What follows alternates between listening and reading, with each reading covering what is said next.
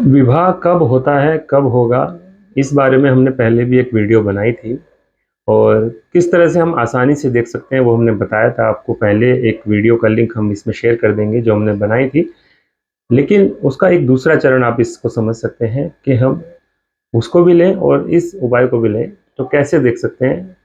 देखिए, वहाँ तो हम गोचर की बात कर रहे थे, गोचर में किस तरह से देख सकते हैं विवाह कैसे हो। लेकिन हमें दशा भी देखनी होती है, यानी कि गोचर के साथ साथ दशा, दोनों को देखकर जो एक उन दोनों का समन्वय निकलता है, उनका एक कंक्लूजन निकलता है, उसी के आधार पर हम निर्णय लेते हैं कि विवाह कब होगा। तो आज सिर्फ दशा की बात करें तो जब सप्तम भाव होता है, उसका जो स्वामी होता है, सप्तम भाव के स्वामी की जब दशा या अंतरदशा होती है, उसमें विवाह होने की संभावना रहती है। साथ में सप्तम भाव पर जो ग्रह बैठा है, एक बैठा है या दो बैठे हैं, जो भी बैठे हैं, उन ग्रहों की दशा अंतरदशा, यानी कि प्राथमिकता पे हमें पहले देखना है सप्तम भाव के स्वामी की दशा अंतरदशा। उसके बाद हमें देखना है सप्तम भाव पर जो उपस्थित ग्रह हैं उनकी दशा अंतरदशा। उसके बाद नवमांश कुंडली एक होती है, शायद कई लोगों को नहीं पता हो।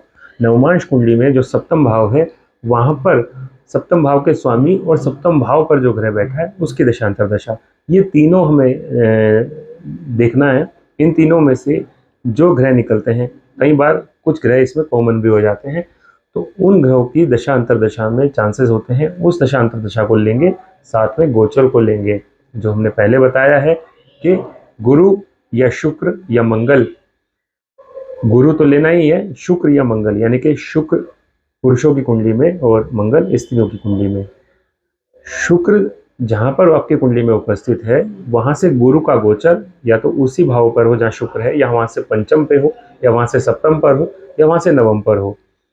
एक पहले भाव पर, पांचवें भाव पर, सातवें भाव पर या नवें भाव पर शुक्र से गुरु का गोचर 1, 5, 7, 9 भाव पर हो तो विवाह का योग उस वर्ष बनता है। इसी तरह स्त्रियों की कुंडली में मंगल से देखेंगे, मंगल जहाँ पर उपस्थित है वहाँ पर, वहाँ से 1, 5, 7, 9 भाव पर यदि गुरु का गोचर बनेगा तो विवाह का आपका योग उस वर्ष बनेगा।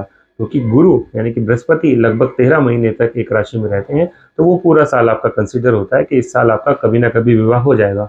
अब इसको और डीपली और क्लोजली देखने के लिए, कहानी को थोड़ा सा और हम गहराई से समझें, तो फिर हमें दशा अंतरदशा देखनी पड़ती है।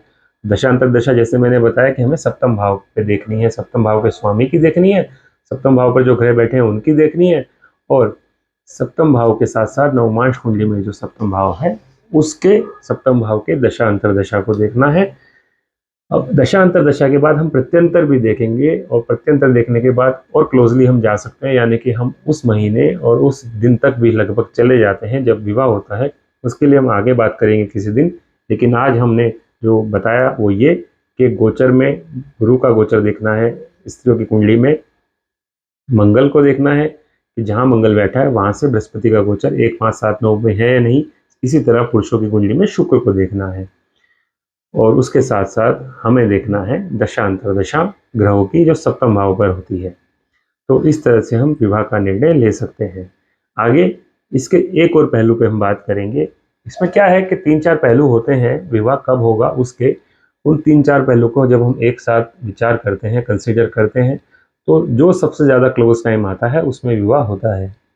इसको ऐसा हम ये नहीं कह सकते कि सिर्फ दशा अंतरदशा के आधार पर ही हम निर्णय ले ले विवाह कब होगा, या सिर्फ गोचर के आधार पर ही हम निर्णय ले ले विवाह कब होगा, ऐसा नहीं है। 3-4 उसके समीकरण हैं, सिनेरियो हैं, सबको एक साथ कंसिडर किया जाता है। उसके बेसिस पे सबसे ज़्यादा क्लोजली जो टाइम आता है उस समय ही विवाह का निर्णय होता है। और इसको आप खुद करके देखिए, अपनी कुंडली पे लगा के देखिए, तब हमें बताइए। तो ये बात हुई विवाह कब होगा उसके लेके, और इसको हम आगे भी बढ़ाएंगे और क्लोजली देखने के लिए। अभी आपको इतना ही। आगे हम एक और वीडियो बात करने वाले हैं शुक्र को लेके कि शुक्र का प्रभाव कुंडली में क्या क्या हमें देता है।